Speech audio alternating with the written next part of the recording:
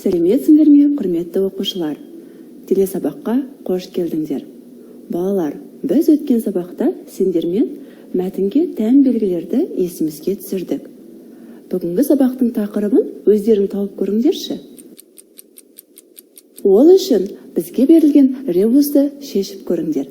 Ребустың шешуі бүгінгі сабақтың тақырыбы болады. Балалар, ребусты шеше алдыңдар ма? Ребустың шешуі мәтін түрлері. Олай болса, бүгінгі сабақтың тақырыбы мәтін түрлері. Бүгінгі сабақта тірек сөздер, көмекші сөздер арқылы мәтіннің түрлерін және олардың құрылымдық бөліктерін анықтайсыңдар. Сызбаны қолдана отырып, тірек сөздер арқылы сипаттау мәтінін жазасыңдар. Балалар, мәтіннің қандай түрлері бар? Есімізге түсірейікші? Қане, бірге атайық. Әңгімелеу мәтіні, сипаттау мәтіні және пайымдау мәтіні. Балалар, әңгімелеу мәтіні дегеніміз не? Және ол қандай сұраққа жауап береді? Әңгімелеу мәтіні бір нәрсе жайында хабарлайды. Не істейді, қайтеді, қайда болыпты деген сұрақтарға жауап береді. Балалар, сипаттау мәтіні ше? Сипаттау мәтінінде адам, табиғат, жануарлар сипатталады. Қандай, қай деген сұрақтарға жауап береді. Балалар, пайымдау мәтіні дегеніміз не? Ол қандай сұраққа жауап береді? Пайымдау мәтінінде оқиға, құбылыстардың себептері түсіндіріледі, дәлелденеді. Неліктен, неге деген сұрақтарға жауап береді. Міне балалар, мәтіннің түрлерін есімізге түсірдік. Балалар, бізге мәтіндер берілген. Мәтіндерді мұқият оқып, өзара салыстырайық. Ақбөкендер ен даланы мекендейді. Олар топ-тобымен жайылады. Кәрі ақбөкендер қарауылда тұрады. Қауіп төнгенде пысқырып дыбыс шығарады. Екінші мәтінді оқиық. Ақбөкен қойға ұқсайды, бірақ оның басы үлкен, тұмсығы жалпақтау, артқы аяқтары қысқалау, көздері мөп-мөлдір. Балалар, бұл мәтіндердің түрлерін анықтайық. Бірінші мәтін әңгімелеу мәтіні. Себебі бұл мәтінде ақбөкенді әңгімелейді. Екінші мәтін сипаттау мәтіні.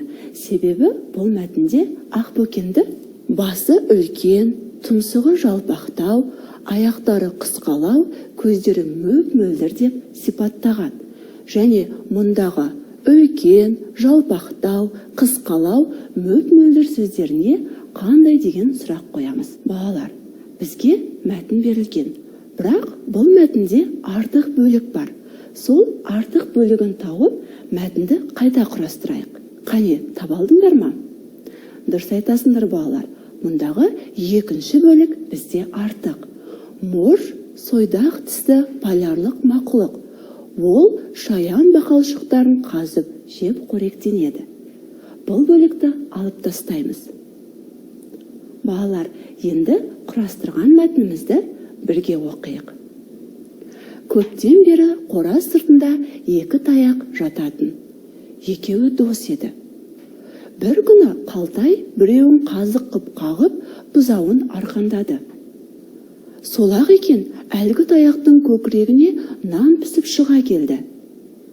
Өйтпегенде ше, қазық болып пайдаға жарады ғой. Балалар, мәтінге қандай ат қояр едіңдер? Менің нұсқам екі таяқ. Балалар, бізге өлең берілген. Бірақ бұл өлеңдегі сөздерді өз орнына қойып, оқып көрейік. Тоны қандай жыл еді, маған қатты ұнады. Мұз үстінде жүреді, суға сүңгіп шығады. Балалар, сендердің жауаптарың сәйкес келді ме? Жарайсыңдар. Балалар, бұл өлеңде қандай жануар туралы айтылған? Дұрыс айтасыңдар, ақ аю туралы айтылған. Соңғы мәліметтерге сүйенсек, соңғы 100 жылда ақ аюдың саны 5%-ға азайған. Ғалымдардың айтуынша, бұған Арктикадағы мұзды өлкенің еруі әсер еткен. Себебі климаттық өзгерістер ақ аюдың иммунитетінің төмендеуіне әсер етеді. Балалар, сызбаға мұқият қараңдар. Бұл сипаттау мәтінінің сызбасы. Сипаттау мәтінінде заттың белгісі, түрі, түсі және ерекшелігі сипатталады. Олай болса, балалар, бізге қой берілген. Қазір сендер қой туралы сипаттау мәтінін құрастырып көріңдер. Ол үшін мына тірек сөздерді қолдансаңдар болады.